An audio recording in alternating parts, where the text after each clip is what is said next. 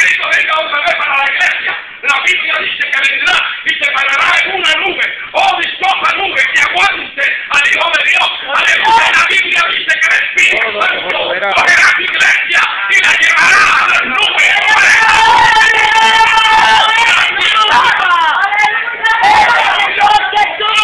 No se dejen engañar los cristos que van a aparecer por ahí, que parecen al anticristo. Alabado sea el nombre del Señor. Y el anticristo que va a estar por ahí, gloria a Dios, aleluya.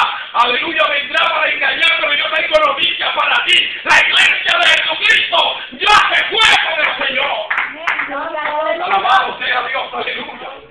Por ahí están enseñando, gloria a Dios, aleluya, que la iglesia va a pasar bien, la iglesia se va a desaparecer. Porque lo único que está sosteniendo la manifestación del verdadero anticristo, no, aleluya, los mequetrefes que andan por ahí engañando, alabado sea Dios, porque cuando ese se manifieste, va a engañar a las naciones, a los pueblos, gloria a Dios, aleluya, y muchos serán engañados, pero lo bueno es que la iglesia de Jesucristo se fue con el Señor.